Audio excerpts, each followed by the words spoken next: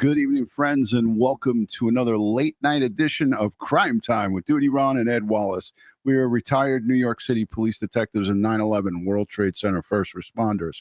If you like all things true crime related from the police detective's perspective, hit that subscribe button, hit that notification bell so you get all things DutyRon and this guy, my partner over here, Ed Wallace, when we go live or upload another video. Tonight, we're going to talk about Bryan Kohberger, the defense. They're trying to suppress DNA search warrants and various other different things inside the state's case. They're trying to suppress.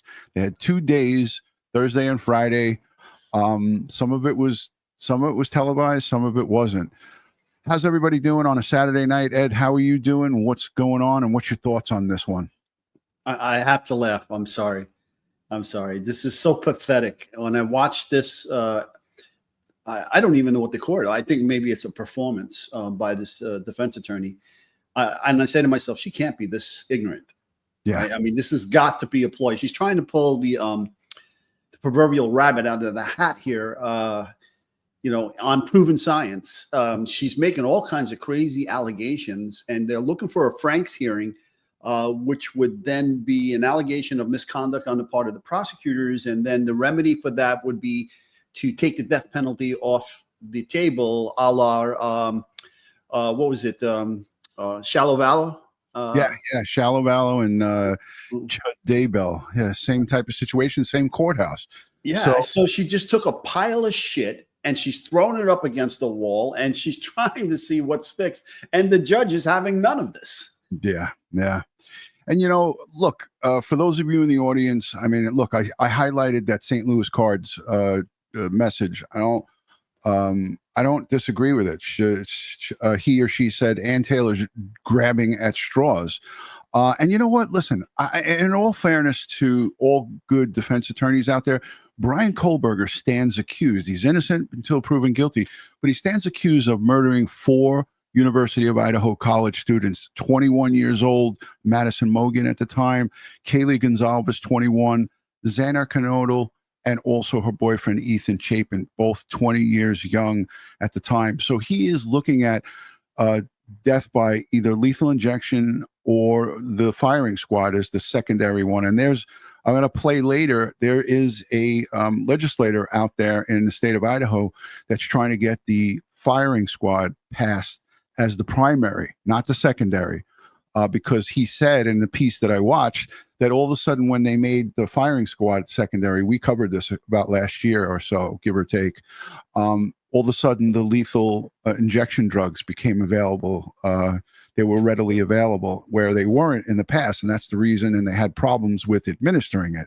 But he is facing serious, if proven guilty, and by a jury of his peers, he's facing the death penalty. So I say this, if I was in that same position, I'd want someone fighting for me. So I have to say, look, Ann Taylor's doing her job. He cannot at the end of this say that I didn't have proper counsel, I would hope, because they're really going all out. Let's take a listen to some of the coverage, and this will give you an idea of what we're going to talk about tonight. What they're leaving out repeatedly is where this DNA started. Where did the chain start? Well, it started at a quadruple homicide at a crime scene. 2 days of explosive hearings in the murder case of 4 Idaho college students who prosecutors say were brutally stabbed to death by this man, Bryan Kohberger. His attorney is trying to paint the murder investigation as flawed and shrouded in secrecy, all in an effort to get key evidence thrown out. You're being led down this path to say there's a real investigation when there wasn't a real investigation. You don't find probable cause on that. The now 30-year-old is facing the death penalty, charged with brutally murdering Kaylee Gonzalez, Madison Mogan, Xana Kernodle, and Ethan Chapin in an off-campus home in November of 2022. It's a case that gripped the nation ever since. It's a major break in the murder of 4 Idaho college students. The arrest of a 28-year-old man in Pennsylvania in connection with the brutal murders of 4 University of Idaho students. Prosecutors say surveillance footage, cell phone records, and DNA evidence link Kohberger to the murders. the linchpin, Kohberger's DNA. We're not just talking about his DNA happened to be found in, a dresser drawer or something. It was found on a knife sheath where 4 people were killed by a knife. This is as crime scene. And what he left out in that statement that he made there is inside a bedroom where people were brutally murdered by a knife, and a brutal crime scene. That knife sheath, correct me if I'm wrong, Ed, I believe it was found inside the bed underneath one of the victims' bodies or on top of the bed. He says it here. He says underneath her body. Okay, let's listen. Or something. It was found on a knife sheath where 4 people were killed by a knife. This is as crime scene as it gets. But Kohberger's attorney's arguing to have that crucial DNA evidence dismissed, claiming it was unlawfully obtained using public genealogy websites. If you can upload one of these profiles for $12 and find out all kinds of information, how is that not a Fourth Amendment issue? That was done twice without a warrant in this case. The Fourth Amendment protects against illegal search and seizure. And what the defense is arguing here is that law enforcement used inappropriate techniques that they use in gathering DNA and then using it in a genetic genealogy database to what they argue was against policies for that database. Kohberger's attorneys also arguing that authorities violated the law when they used a garbage collector to retrieve trash from the Kohberger family's gated neighborhood in Pennsylvania without a warrant. The FBI using the garbage to make the DNA match. I think it is different when you have the FBI telling the trash man what to do. Oftentimes, a sample of DNA that has been discarded is what the courts call an abandonment sample, that you don't have an expectation of privacy for a pizza crust you throw out or a water bottle that you drink from and throw out. But prosecutors arguing all facets of this investigation, including the DNA and the use of public genealogy databases, were done properly. The individuals who are utilizing these databases, and we're talking about millions of them, are willingly sharing their information with each other. The issue is that no one sharing this information with millions of other people could have a reasonable expectation of privacy. Based on the judge's responses to the defense's arguments, it's unlikely that this evidence does get suppressed, meaning not shown to the jury at trial. If it is suppressed, then prosecutors would have to lean on other forms of evidence. The defense also questioning the credibility of a surviving roommate. In an affidavit, the roommate recalled being in the home and frozen, seeing a man wearing black clothes and a mask walk past her. This is one of 2 roommates who survived, and this is the roommate who gave police a lot of information. She described the killer who she saw, the man who was in the house, as being a tall white male with bushy eyebrows, and that fits the description of Bryan Kohberger.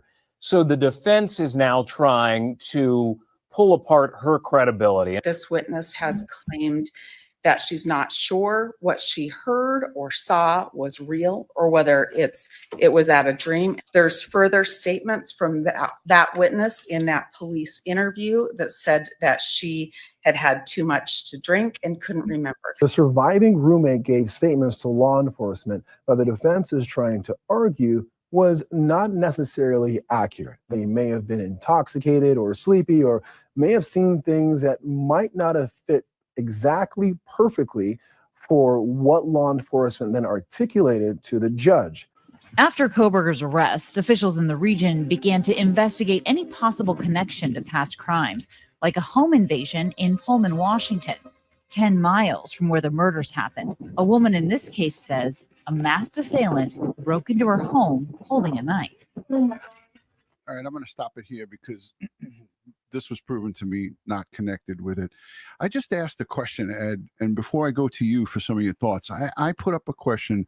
Who here feels that the prosecution has the proper defendant on trial? Put a 1 in the chat if you feel that Brian Kohberger is the right guy, and put a 2. Now, I respect, and I know you do, Ed, all opinions as it pertains to these cases. But there was an overwhelming amount of number ones. Yes, they got the right guy, but there were quite a few people that put 2 in the chat.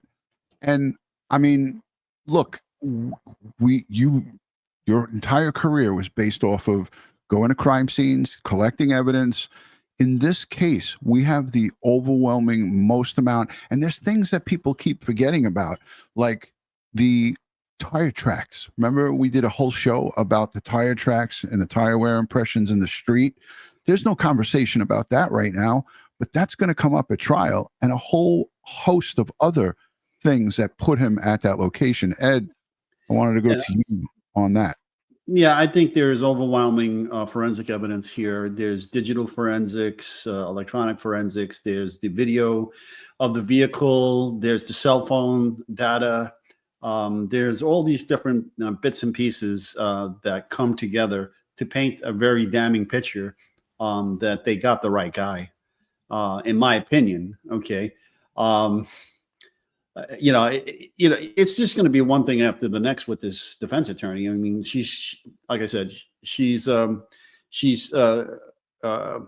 trying every trick in the book to get all this stuff suppressed. Okay, and it's not going to work. It's absolutely not going to work. I mean, when I listen to that, I'm like, really? I mean, she went to law school. She is a public defender, and she's on the capital punishment team. She knows what she's saying is laughable, and the judge is like, she's throwing the stuff up at the judge, and the judge is like behind a windshield with the windshield wipers going 100 miles an hour, just throwing the shit off the windshield because nothing is sticking. Okay, right. And you know what? The bits and pieces that I listened to, every argument that she brought up, the judge actually snapped back at her like, we're going to listen to some little bits and pieces of it, but it was 20 or 30 minutes worth of back and forth. But man, I got to tell you, Judge Stephen Hippler, he wasn't playing. And when she was talking about hypotheticals and all this different kind of stuff, listen, for me, people in the chat are saying it's cringeworthy. It was cringeworthy. Again, I put this to you. If God forbid you or one of your loved ones was put in this position, I think that, defendants have an appreciation for when people fight for them, because that's what part of the criminal justice system is here. But she is, in my opinion, wasting time, because this trial is supposed to start in August and last for 4 months. They blocked out 4 months in Ada County up in Boise, Idaho, same courthouse where Shallow and Chud Daybell is. But like, are they going to ever get to that? I mean, but I got to play devil's advocate with you. All right. There comes a point where, what she's doing is totally ridiculous. Now, you have 2 sides of a coin, right? You have ineffective counsel, right? That's an argument that many defendants make on appeal, saying, hey, their defendants or the defense attorney was ineffective and was ludicrous and so forth and so on. Now, there's 2 ways that could occur. One, they didn't make the arguments they should have made during the trial. They didn't, do everything they could have done legally. And then there's the other way, okay, where you act totally off the wall and ludicrous. Right. I mean, so, to me, it's like, what is she doing? She's got to know that the judge is getting pissed off. Okay, she's got to know that this argument that she's making. I mean, think about it. She said he had an expectation of privacy to his DNA in a crime scene. They needed a warrant. She said they needed a warrant to go beyond STR and do snap DNA analysis. They needed a warrant to take that DNA sample that they got from the crime scene and bring it to the Texas lab. Labs. I mean, that was the lab. I was like, what are you, out of your mind? And I said, FBI needed a warrant to do snap analysis. Okay. Right. And I was like, the FBI needed a warrant to put it into the ancestry databases. Okay. Well, you don't need a warrant for any of that. Okay. She's arguing the 4th Amendment, and it was going back and forth, and it was like you said, it was laughable. The 4th District Court in Ada County is a decent sized courtroom, and let's listen to this, because 45 seconds into this piece, you're going to hear this exchange by the Honorable Judge Stephen Hippler, and you're going to hear defense attorney Ann Taylor. He kind of, I think in Law and Crime, they listed it as like a smackdown or a beatdown or so. I don't know, something like this. The statement was interesting. Tiffany Knox, I got your warrant right here. Oh, she says it with a New York accent. I got your warrant right here, pal. Oh, hey, listen, I got pal. your warrant. No, I'm trying to understand the legal argument. Brian Kohberger's legal team under heavy scrutiny, with the judge throwing cold water on the defense's effort to get the DNA evidence connecting him to the stabbings of 4 college students tossed out. I can't find any case law that would support that idea, that somehow a warrant would be needed for DNA left at a crime scene. The defense. I mean, right there, that is embarrassing for a defense attorney to have a judge say that to you. And we just said it. And I mean, look, they're putting it on the screen.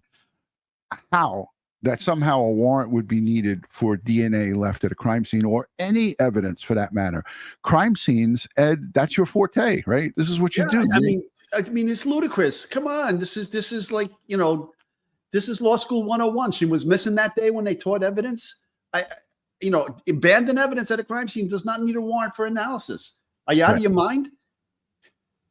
Yeah, it's just interesting to say the least. But let's let the rest of this play, because I want everybody to hear it. And if you missed it, you're going to get to hear it here. And if you heard it again, if you've heard it before, you'll get to hear it again. Connecting him to the stabbings of 4 college students tossed out.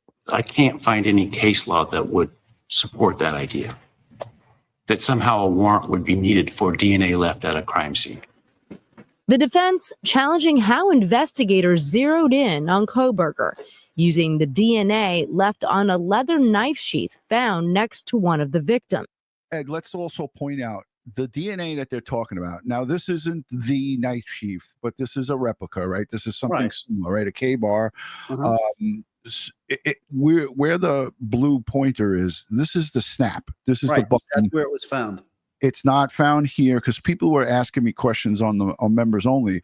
Was it found here? The weapon, as we know, was never recovered. So this is the knife inside this knife sheath, but it's right here. This is a metal button, and that's where the Ed, you could talk about this, where the DNA was recovered from there, right, Ed? That's the DNA that was recovered from there. They swabbed it and got the DNA from it. And during this argument too, they want the Amazon his Amazon purchases suppressed because they didn't have a warrant. Well, Amazon doesn't require one. Many people don't read the agreements for apps on your phone. You don't read it all the way through. There's just too many words. Many people don't. And you don't read the agreements when you join Amazon Prime, because if you would have read the agreement, you realize you gave them many of your privacy rights for them to do with your information what they want to. They sell your information because, you purchased this, so they send you advertising for that, and so forth and so on. And when you throw in this case, they want that suppressed because it appears they may have a purchase of a K-bar knife from his online activity and so forth. Which would be devastating to the defense. It would be devastating to them. And also, Ed, let's talk a little bit more about this action to try to suppress his online shopping history. It also would pertain to his online social media presence. And remember, early on in this case, we heard, and we didn't know if it was confirmed, but we heard that he allegedly sent direct messages via, I think, Instagram to one or more of the victims. So this would also be in Ann Taylor's toolbox to go and try to suppress his purchase history and to get his social media history thrown out, which I don't think. She's trying to get that all suppressed. She's trying to get the cell phone tower data suppressed. She's trying to get the FBI's vehicle expert who came up with what type of car it was. She wants all of that suppressed. Right. She's saying all kinds of crazy shit about where you need a warrant and when you don't need a warrant. None of it is true. Yeah. Let's say hello to everybody in the chat. It's good to see Kitty KU, Aussie J. I see Kristen's in the chat. Dawn Marie, Joey Brooklyn, Lexi, Beamer, everybody's here hanging out on a Saturday night. What did you call this? What did we want to rebrand this as? Friday from Saturday. Saturday. What did you say? Science Saturday. Or Saturday Science. We either or. All right, let's listen to the rest of this without interruptions. Kohberger, using the DNA left on a leather knife sheath found next to one of the victims and running it through public ancestry websites to build a list of suspects. Runner, there was no warrant for several phases of the search. But the judge appearing unpersuaded that the use of that investigative technique itself violated Kohberger's rights. When there's a DNA match between the DNA and the sheath in Mr. Kohberger, isn't that probable cause every day and twice on Sunday? Such That was another. I got to put you on, Ed, because you put your head down and you actually were like, "What in the actual F?" is that? If there was like a bobblehead of the defense attorney on the judge's bench, you know what he's doing? He's just smacking the head right now, watching it go. And he's just like this, he's leaning to his right, and he is just like, what in the F am I hearing here? I gotta say, the difference between Judge from, and no disrespect to Judge over in Lake Talk County, the difference between Judge and Judge Hippler is night and day. This guy is no nonsense. He knows his stuff. And he basically is not lollygagging anything. There is no lollygag to this guy's game. He spent, I watched, skimmed through it, 23, 24 minutes of him giving her a schooling on, all the arguments that she was arguing.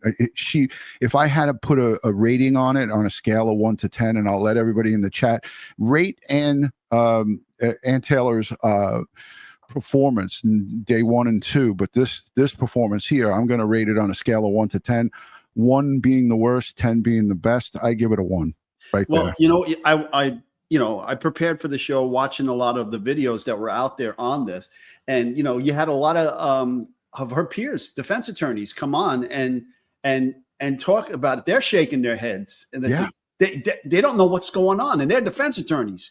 And it's, is she not picking up the vibes from the judge? Is she not reading the room? These arguments aren't selling. Yeah. Okay. And they're ridiculous. First of all, they're just totally asinine. I went to Emily D. Baker just because I always like to hear her reasoning. She's a California former district attorney. She's got a large YouTube presence, and I went and listened to a couple of minutes of Emily D. Baker. I went all the way to the end where she gives her synopsis and analysis of the whole thing, and she basically said, look, she did what she's trying to do what she can for Brian Kohberger. There's not a lot to work with here, but she too was baffled. She was just like, what is going on? And I'd be like, what button would I hit with that? Blow it out your ass. Blow it out your ass. Okay. So she's blowing smoke, and she's like putting as much shit as she can up on the wall to see what sticks. And it's not working. Amazing Aunt, good to see you. It's always great to see her in the chat. rights. When there's a DNA match between the DNA and the sheath in Mr. Kohberger, isn't that probable cause every day and twice on Sunday? Such pointed exchanges. Did you see her assistant actually smiling, Ed? I did just notice that. This woman right here, Yeah, even though she's laughing. blurry, she's like, oh shit, we are getting blown up here. She's actually like smirking. I got to see that again. Isn't that probable cause every day and twice on Sunday? Such pointed exchanges part of the high-stakes hearing now stretching into a second day, ahead of a trial for the murders of students Xana Kernodle, Ethan Chapin, Madison Mogan, and Kaylee Gonsalves. Kohberger's lawyers also accusing investigators of misleading the court, offering new details on a surviving roommate home at the time of the stabbings, calling her unreliable. This witness was sure that she heard this particular victim go down the stairs, go up the stairs, and then come running back down the stairs. That is not what's contained in this affidavit. She's not sure what she heard or saw was real or whether it was at a dream. The state pushing back. We know it wasn't a dream. because they found the evidence discovered the next morning. All this The evidence being 4 University of Idaho students off campus murdered in a rental home. Linda McNamara, I mean, a good point. And I was going to bring this up towards the middle part of the show. And I thank you, Linda, for bringing this up, because I was going to ask Ed about this. How in God's name did Brian Kohberger in 9 minutes go into 1122 King Road and murder 4 students viciously by knife and only leave that? This is what's got everybody going, Ed. Leave that one little bit of DNA on that night sheath and nowhere else. No spit, no dripping sweat, no hairs, no fibers. Ed, please explain that to us. He's wearing new clothes, black clothes for this attack. He's got a hoodie. He's got a mask. Okay. He's got gloves. So he totally PPE'd up like you would do when you were doing the pressure washing of the roof and using Clorox and bleach or whatever you used. Well, not Tyvek, but you can go out and get clean, fresh clothes that don't really have your DNA on the outside of it. And then, you wear some rubber gloves and you put the mask on, and then you put the clothing on and you keep all the hair inside and so forth. But I mean, Ed, this is why we had those number 2s in the chat. And a lot of people are not sure about this because that's a sticking point. Like, right. We have evidence outside with the tire tracks. We have geofencing. We have forensics. We have the electronic data. We're going to hear about his communications, perhaps with the victims. We're going to hear a lot of things. But man, if this guy went and transversed through those rooms, up and down into the rooms, stabbing and doing all this, there was nothing. No, we don't know that there was nothing. But let me just say this. Absence of evidence is not evidence of absence. There could be DNA there. There could be DNA there and other forms of evidence. It's just that the crime scene investigators didn't find it and didn't collect it.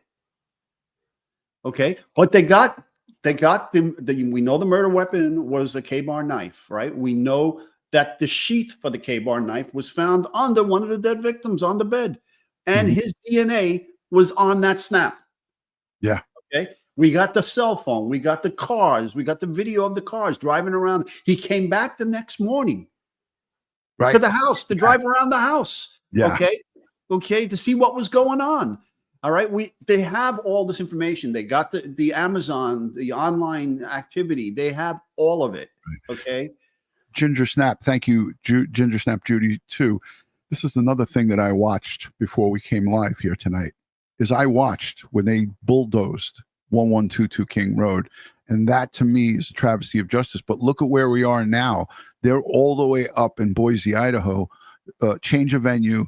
It would take how long to go from where they are to back to Moscow, Idaho? I don't think that the jury would be going on a plane to come and visit the crime scene. But if they wanted to, it's not there. It's not there anymore. That was a big mistake. Won't you say, Ed? Mm-hmm. I said it before. Better to have it and not need it than need it and not have it. Yeah. And how could the defense and how could the prosecutor agree to that? How did they let the University of Idaho say we need to let the students heal? And that was the reasoning behind that.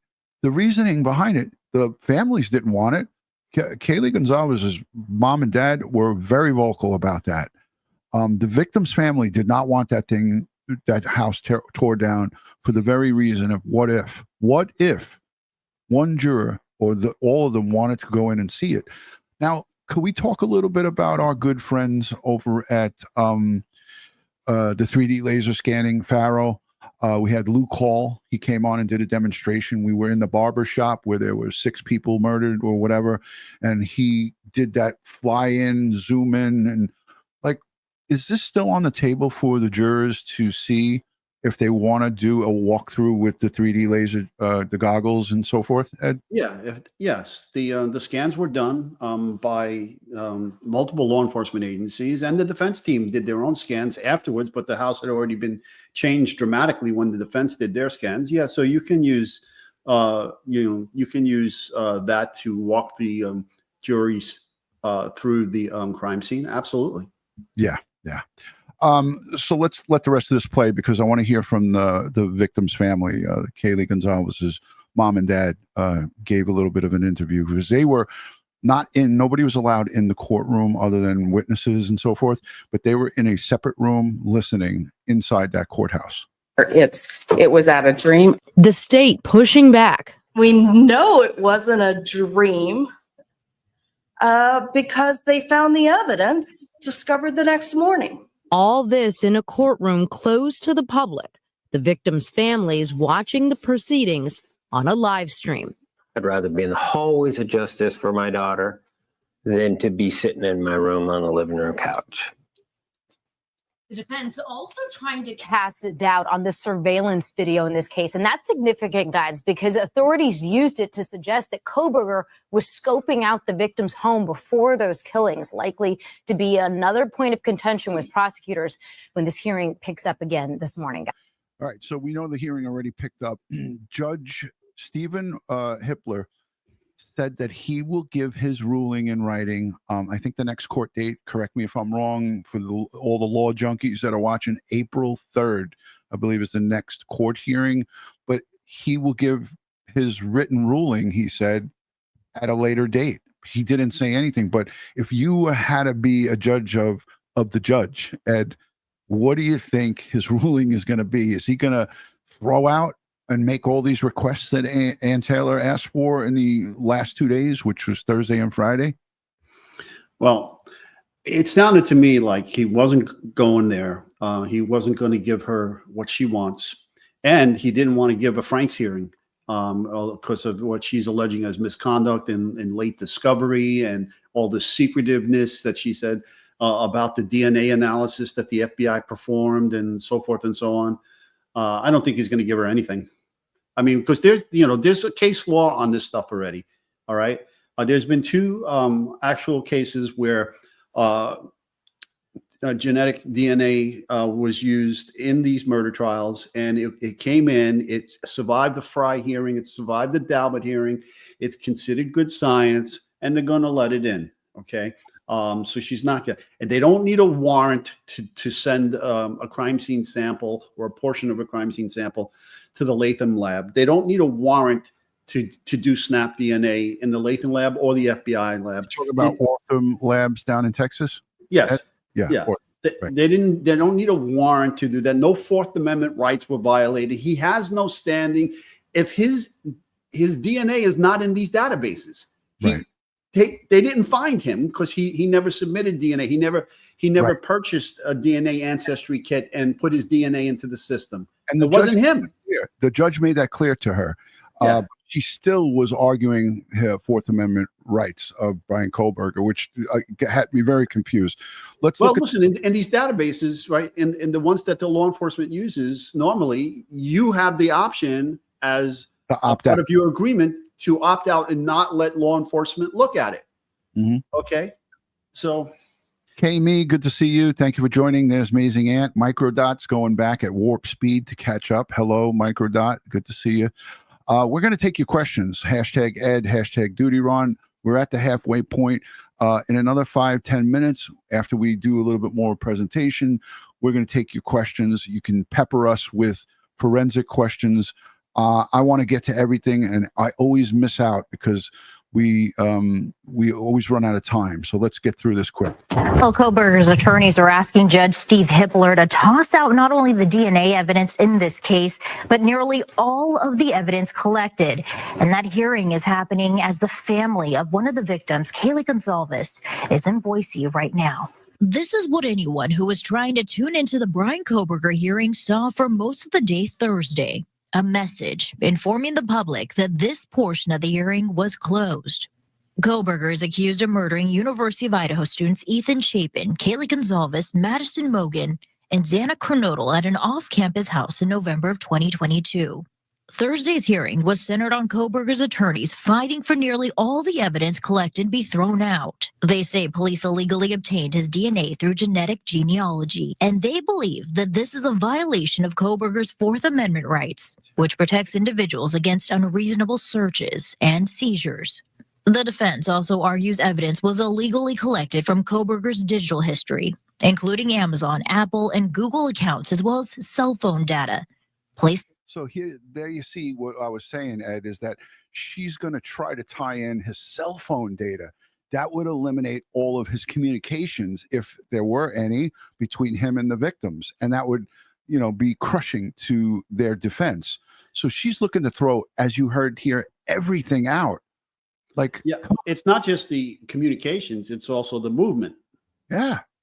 Everything. We're looking at those geofencing warrants and all of his movements from, that cellular data when we, our phones go around, it's pinging off of these towers. She wants to have all of that thrown out. And again, I would have to bet my pension on it that the judge will not side with the defense to throw out all of this evidence. No, she's trying to make new case law. If he turns around and says, that you need a warrant to search a DNA database, a genetic database, that'll be the first time. Yeah, that's happened in the United States. Like I said, there are already cases that this has gone through or the system already. Right. So, it'll be crazy. Welcome to everybody joining. And if you're new here, let us know just by saying, hey, I'm new, so we can all welcome you. A lot of new subscribers, a lot of new friends, or a lot of maybe new people just stumbling on a Saturday night, trying to find more information on the forensics and the data and the warrants. We're going to get into the warrants out at his parents' home in Monroe County in Pennsylvania. We're going to talk about that in the next segment. Yeah, that's digital. Say again, Ed? Yeah, that's another thing. The garbage DNA. Right. I don't want to forget about that, because that ties into another high-profile case back here in New York.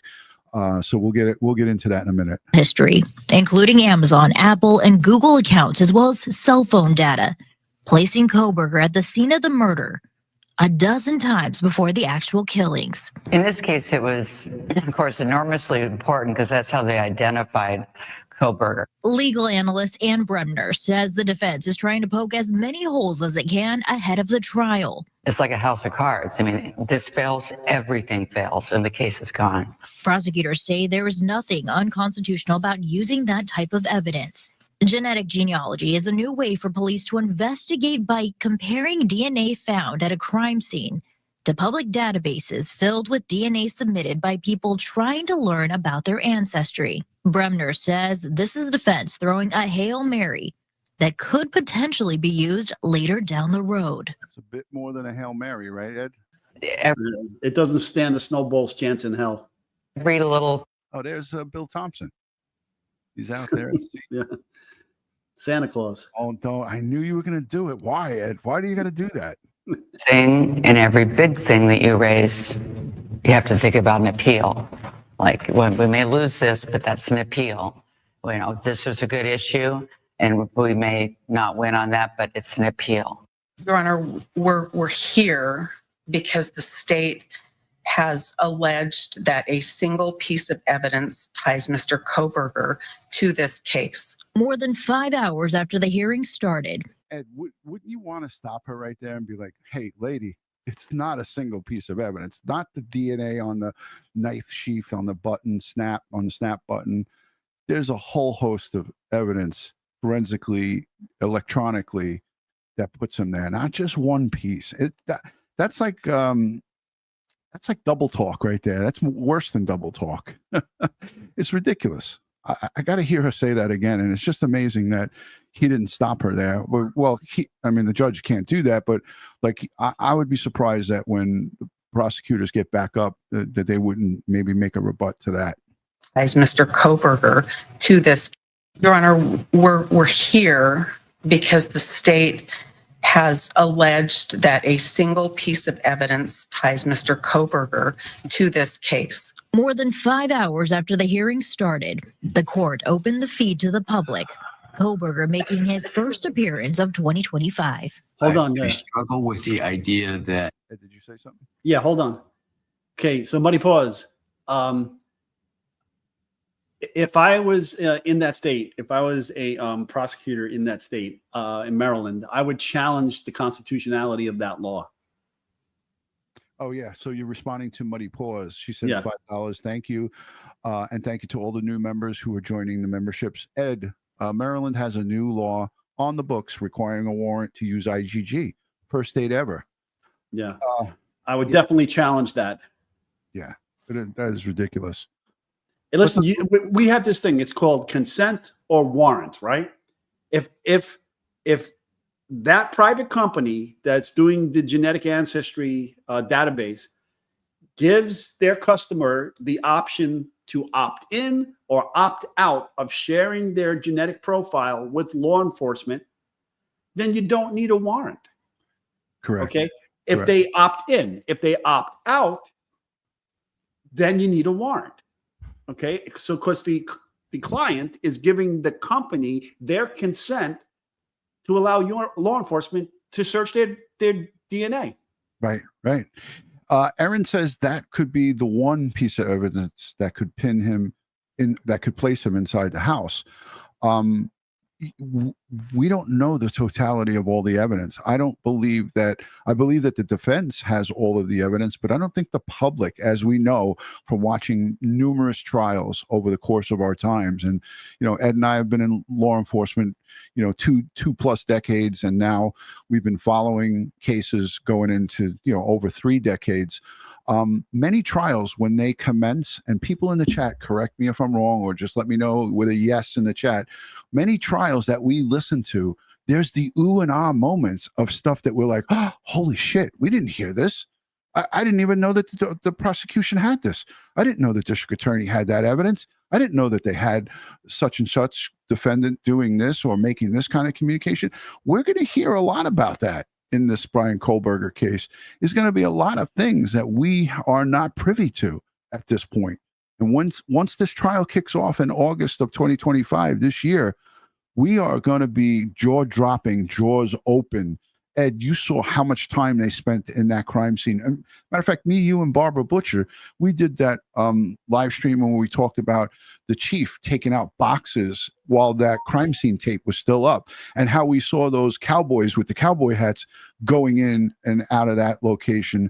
There was a lot of activity there. They had a freaking guard booth on that property. Remember, they set it up it had had air conditioner in it for the summer. It probably had heat for the winter. So this is going to be a lot of things. And thank you, Aaron, for that comment. I appreciate it. Public. Kohberger making his first appearance of 2025. I struggle with the idea that DNA left at a crime scene,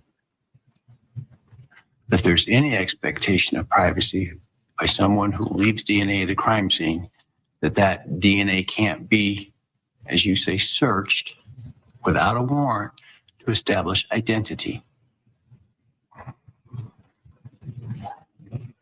Well, Your Honor, I don't think any of us can go out of our houses without leaving DNA all over the place. And we're talking about a murder scene in a house to which he has asserted no connection whatsoever. 4 victims to which he has asserted no connection whatsoever. We're not just talking about his DNA happened to be found in, a dresser drawer or something. It was found on a knife sheath where 4 people were killed by a knife. And this here. All right, Ed, you got something up on the display? Let's address this. You can Yes. KCL brought up the fact that during the arguments here, the defense attorney tried to say they violated the law. The FBI violated the law by submitting this DNA to 2 of these genetic databases because it's the policy of the FBI that they can't do this with these databases.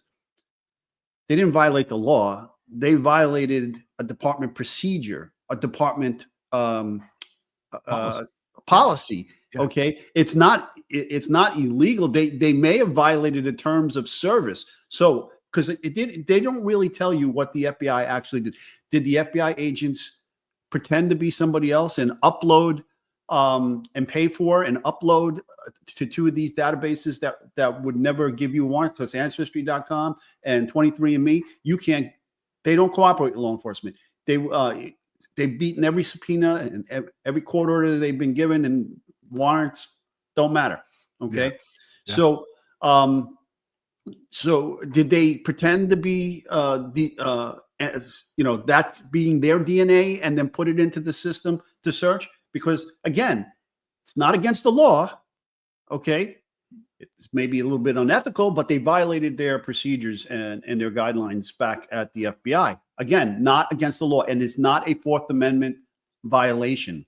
Right, and that's why I feel that the judge here, Judge Hippler, is going to rule against the defense here, as the defense has been requesting. And we're going to see, there's no doubt there's going to be probably a Franks hearing. I mean, I don't know what you think. It's a legal proceeding, a Franks hearing, to determine if police gave false info to obtain their search warrant. Could lead to a warrant being tossed out. She was saying in some of those arguments that for the application for the warrants, that the police didn't include evidence that was not there. Now, why would you include evidence that wasn't there in a warrant application? Well, I've done, as your son can tell you, in the warrant squad, I personally have done many search warrants. And when we do search warrants, if that warrant states, any area inside this dwelling, everything goes, everything. There's not anything that you don't take as far as evidentiary value. So let's listen to this, because this is another piece of this. This is the state legislator that's talking about putting on the books the firing squad as the first method of execution. And this is as it pertains to Idaho and Bryan Kohberger. The headlines, as 2 days of hearings on defense motions in the case of a man accused of murdering 4 University of Idaho students led to the revelation of new details in the case. All of this, thank you so much for taking the time to be here with us today. Glad to be here. How can I help? All right. Well, first off, I do want to ask you, can you break down for me what this actually does, what the bill, the legislation would do? Well, as you stated, this moves the firing squad to the #1 option in Idaho for murderers that are on death row. And I want to do that because we had a botched execution attempt with pentobarbital or intravenous injection into a mass murderer. That's a fail. We need to fix that. I expect a lot less appeals issues with the firing squad with the Supreme Court. You kind of already touched on this, but why was it so important for you specifically to be a part of this? Well, initially, I brought the bill that brought firing squad back as the second option. And we did that because we couldn't get the pentobarbital. Magically, pentobarbital showed. And I hate to keep stopping us. That was Ann Taylor leaving 1122 King Road. Was that, correct me if I'm wrong, Ed, was that when she hired that crime scene investigator from the state of Washington to come in there and do his own crime scene of the home? Correct me if I'm wrong. I'm not sure. It may have been. There's no timestamp on it. Yeah, I think this is the guy. I remember it. This guy you're talking. Right here, as she's coming out of the house, she comes out, and then a second person comes out behind her. Right, the guy from Spokane, Washington. Yeah, I'm not sure that's him. I think that's. I think that may be law enforcement from that jurisdiction now securing the location. This guy here, I believe he is the forensic expert, and his scanner and so forth was in that vehicle. So it's the defense going in there into 1122 King Road to do their own sketches, drawings, and so forth for when scans.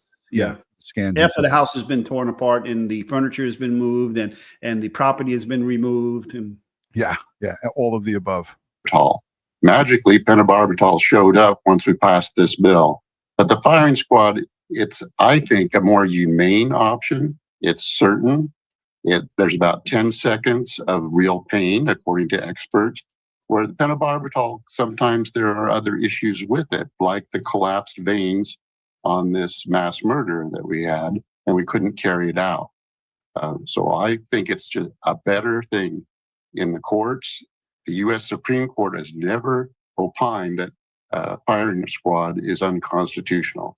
So I think we'll have less issues with it once we get it set up. Do you see this moving forward? Ed, did you have something to say?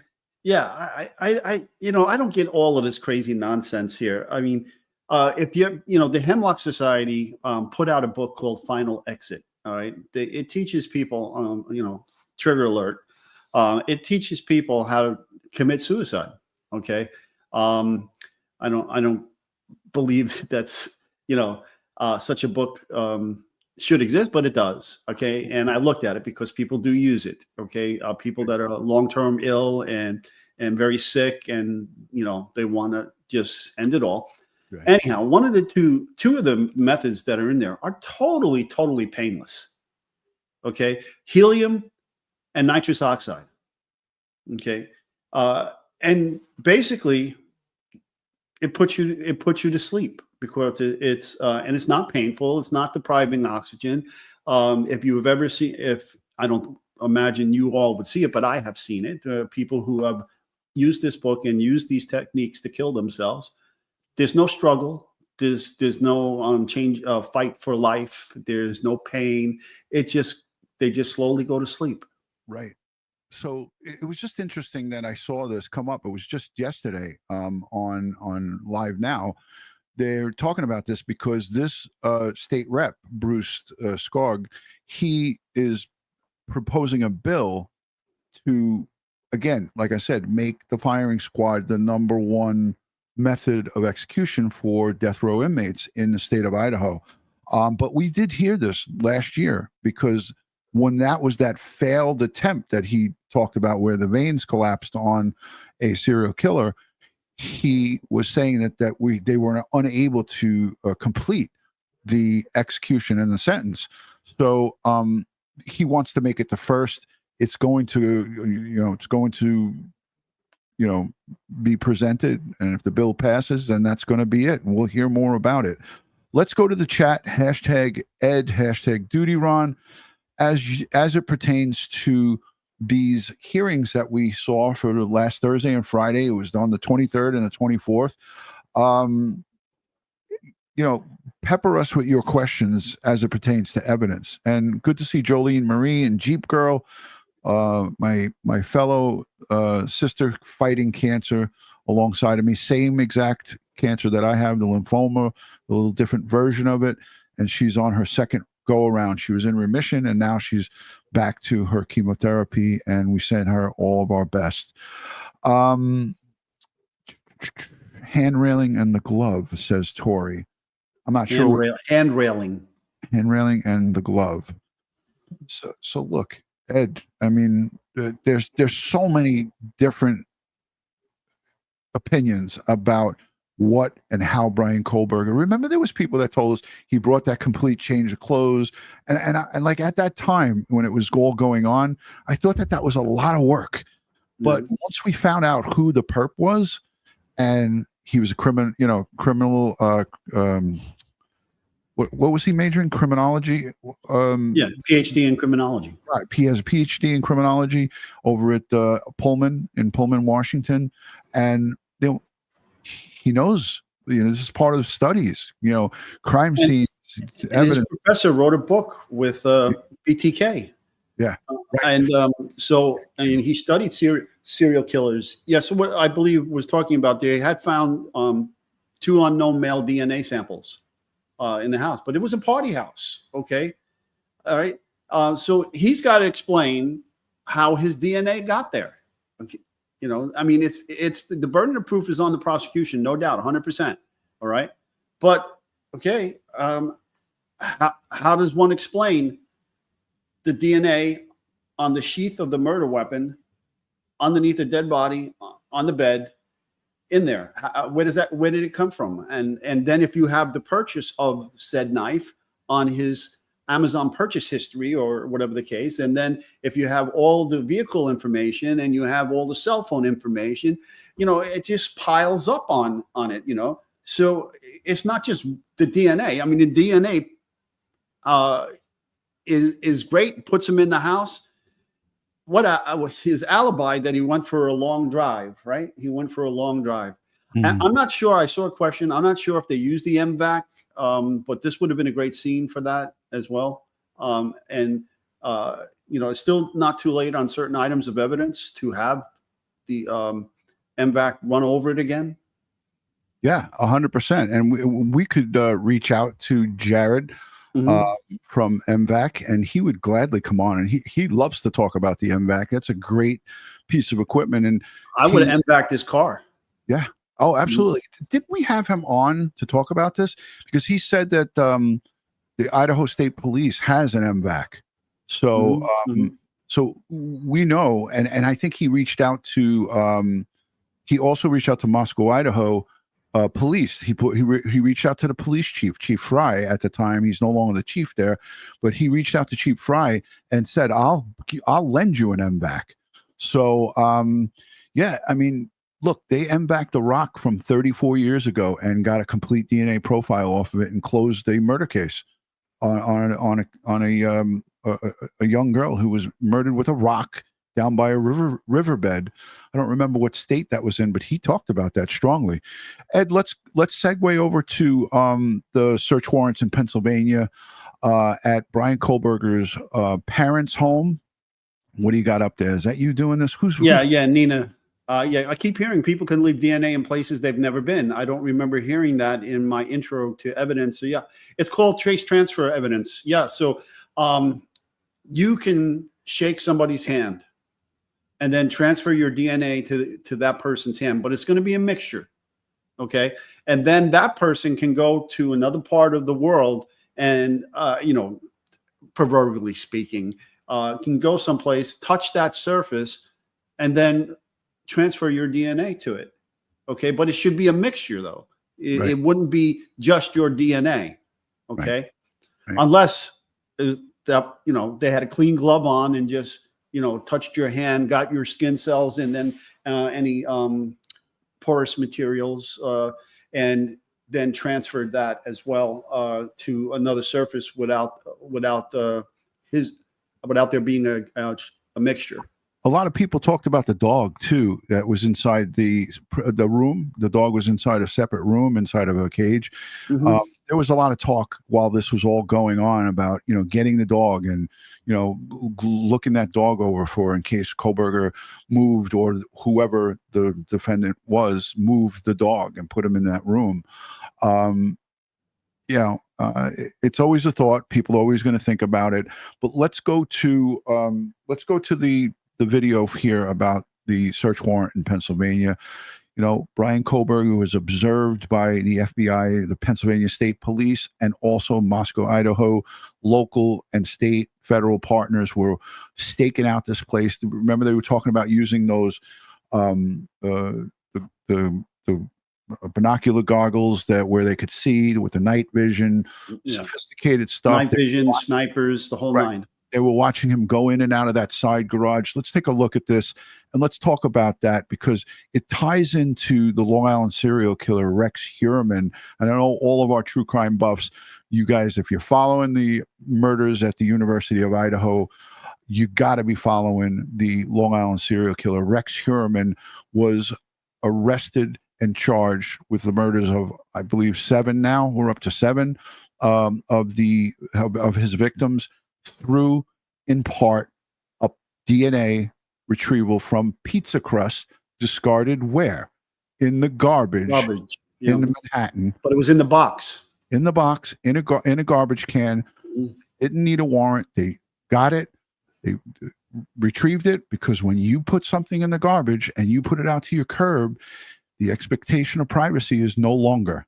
So right, but she was trying to make the argument here that the FBI deputized the garbage man when they told the garbage man not to throw the garbage into the truck and mix it with the other garbage. That's bullshit. That's oh hell no. Oh hell no. Now, first of all, he came out of his house and he walked down to his neighbor's house with the bag of garbage and put his garbage in his neighbor's garbage can receptacle that was out the curb for pickup by sanitation. Exactly. He's lost all right to privacy doing that. Okay. Yeah. So And please. someone asked in the chat, Brian Kohberger was 28 at the time. He's now been in jail. He's been in jail, held 2 years.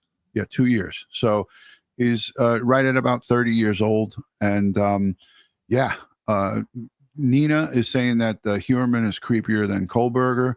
I think they're both really creepy. Huerman is a big ogre, and he is a massive looking dude.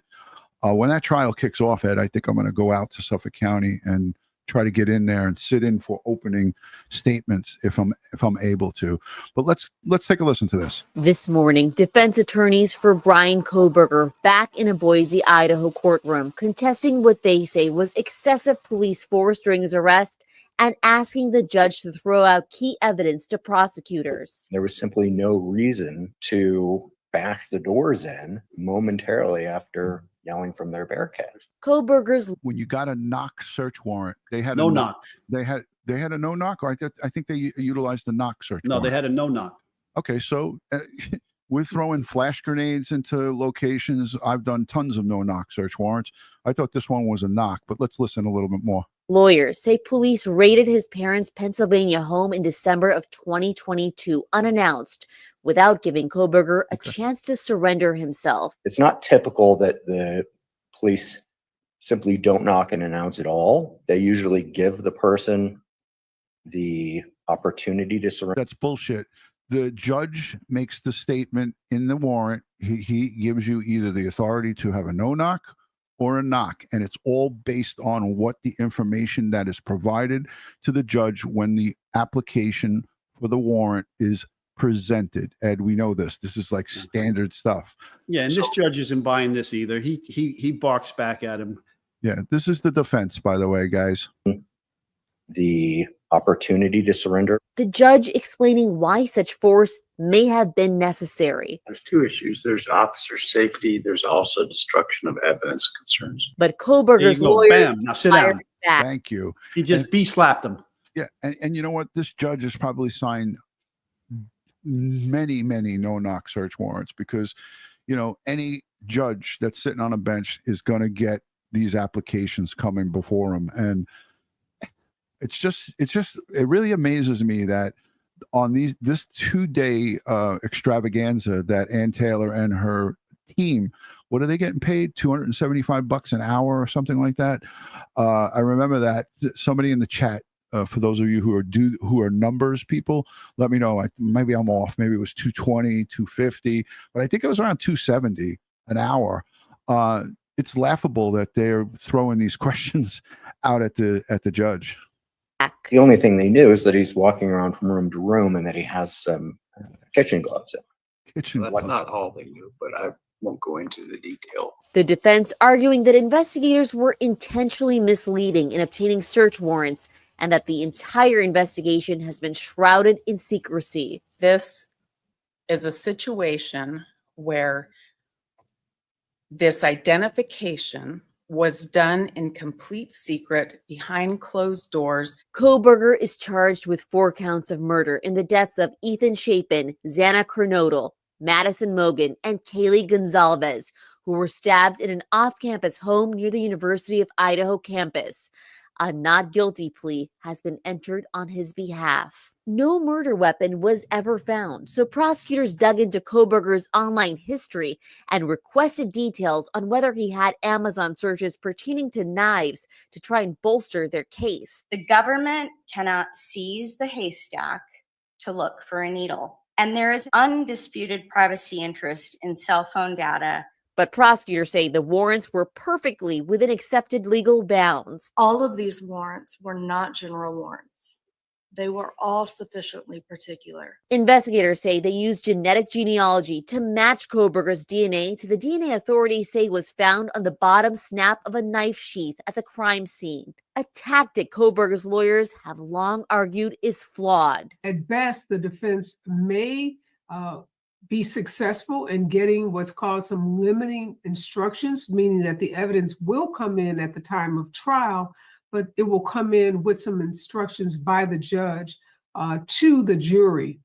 This is very typical in a case of this nature, given the serious charges that have been filed.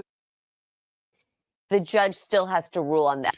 All right, so there you go, Ed. Let's talk about this.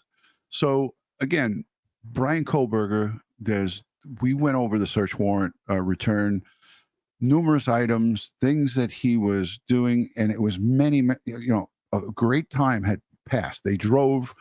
His father took a plane from Pennsylvania to Washington, met up with his son, and drove him back. Like, what's the purpose of that? And the route that they took was so absurd. It's alleged that they went down through Colorado and then up and along the corridor. It's just ridiculous. And then when he came back to his home, he was cleaning that car. Why? Why was he cleaning the car? Yeah, but when was he cleaning the car? At the wee hours of the morning. It was like 1 or 2 o'clock in the morning. He was out there cleaning the car in the dark with a flashlight. What do we got up from Justin Davis here? And guys, put on your detective hats. How do you still hold the DNA to its highest regard? It was touch DNA that can easily be manipulated. You're holding this DNA up to the standard of blood or saliva. It's just one piece of evidence. You got to look at the total picture, my friend. It's not just that. Still got to explain how that DNA got there. Yeah. Okay. How to get the DNA there. What about his, now? We know that the knife was a K-bar. We know that he did Amazon searches for K-bars. Okay. You got to look at the total picture here. You know, it's not just one piece. Yeah, absolutely, Ed.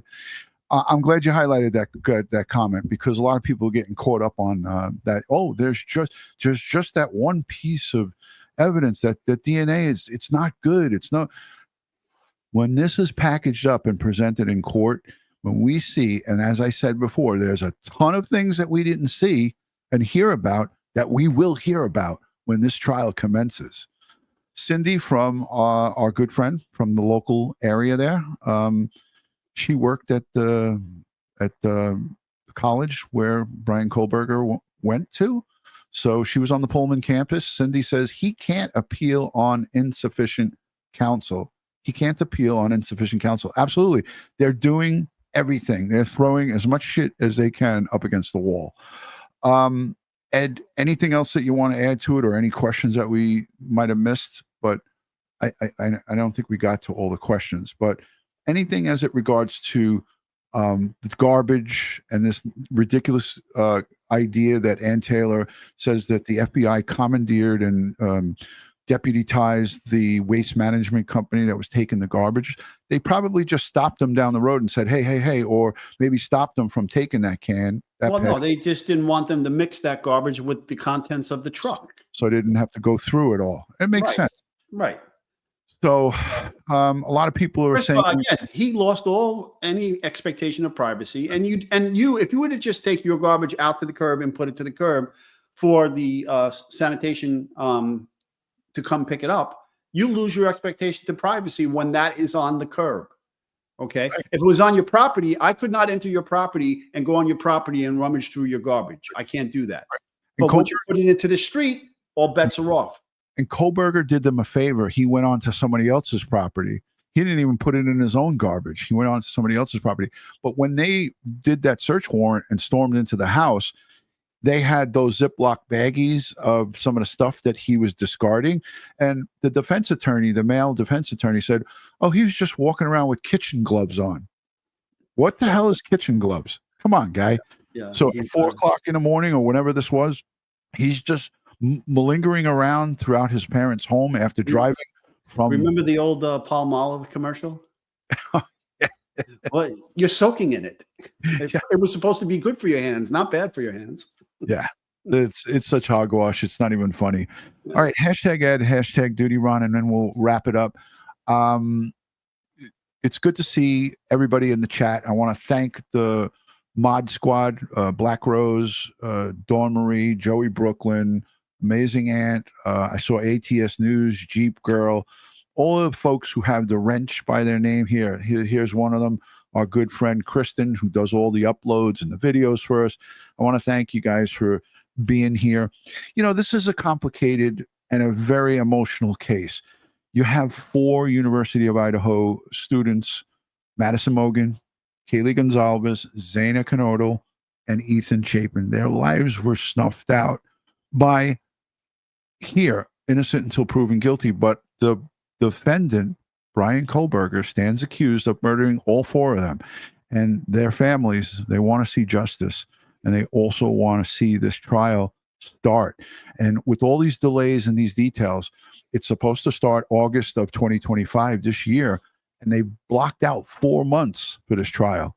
Ed, why would they block 4 months out? That's a long ass time for a trial. Well, look, this hearing took 2 days. This BS hearing took 2 days. I'd be going stir crazy if I was sitting through this for 2 days, listening to all these nonsensical arguments.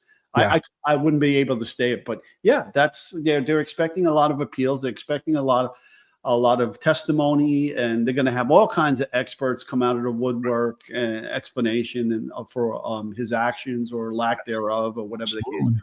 Absolutely. Laura, hey, we got a lot of new folks that joined us today. I saw a lot of people, stating that they were new here. So I'd like to welcome all the new members, Nicole and so forth. Yeah. I saw a bunch of people. We really appreciate that. Laura Hope says, why did the judge mention Amazon? Do you think that they found the knife purchase? If you're asking me what I think, yeah. He searched it. Yeah. I think, yeah, he not only did he search it, but I do believe, and I don't know this for a fact, but I do believe in my heart that he did purchase it. And that's why Ann Taylor is working her ass off to try to get that thrown out. Because if that doesn't get thrown out, don't forget, the prosecutor had to give all his evidence over, right? Through discovery. You have to give everything you got. So Ann Taylor knows that her client is effed in the A. He is finished because of all of this stuff. Yes. So my answer to you is, I think he purchased the knife on Amazon. It doesn't matter what happened to the knife. If they can prove that he purchased a K-bar knife, and that's what was used. He talked about this. We listened to the medical examiner, the report we read. We listened to also the coroner who went there. We didn't have a lot of experience, but she gave many interviews and said a lot of things that she shouldn't have said, but she did say it. So it gave us an inside look into this thing. Go ahead.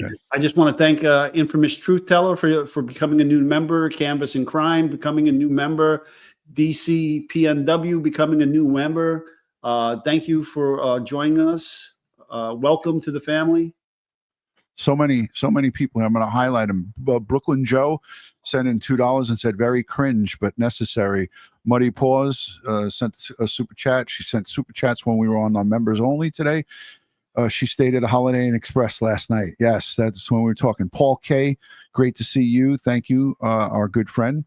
Hooray. He said, hurrah, live, finally. Hit the like button and subscribe.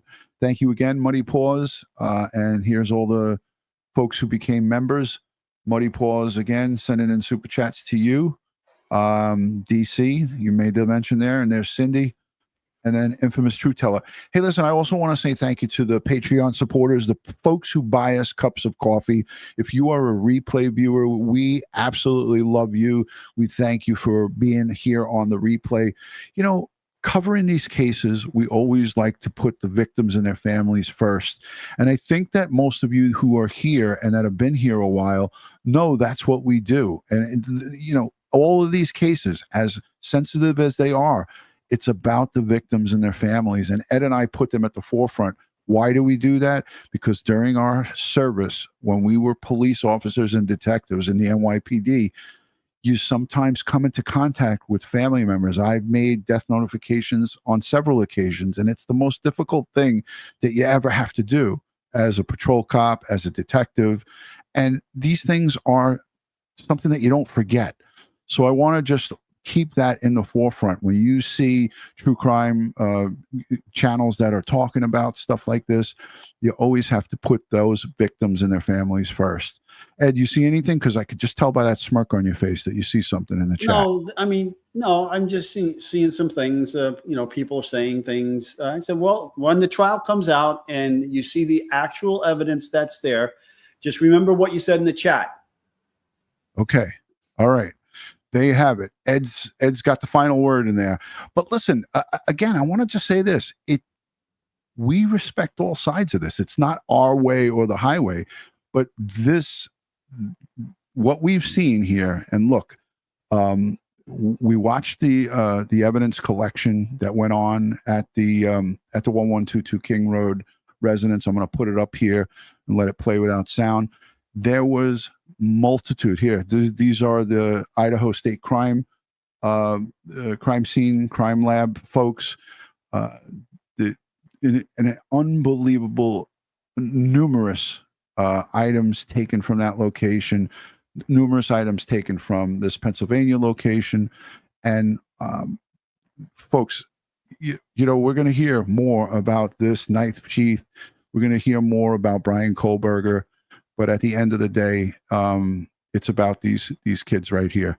You know, and we have to keep them up on the screen and let everybody have a good look at these families. These are people who were the victims here, brutally murdered by knife in their sleeping quarters inside their home. Something that you wouldn't wish on your worst enemy. So we send strength, prayers, and positive vibes to the families. We send strength, prayers, and positive vibes to the police officers, the EMS, and the folks from the community there, the prosecution, everyone who had to be involved and see this, witnesses within that home, and so forth. These people all need our prayers and strength. Ed, I know you always have something to say at the end of these things, and I want to get right to you and finish it up. I want to thank everybody for being here today and sharing your little over an hour and 17 minutes with us here on our True Crime channel. I know you can get your true crime fix anywhere you like on the internet, and thank you for being a part of this family. Always, ladies and gentlemen, when you're out there doing whatever life throws you your way, always be safe, be prepared, and watch your six. Amen to that, Ed. Thank you so much. And I'll leave us all here with our victims: Madison Mogan, Kaylee Gonzalez, Xana Knodel, Ethan Chapin. See you guys all soon. Good night.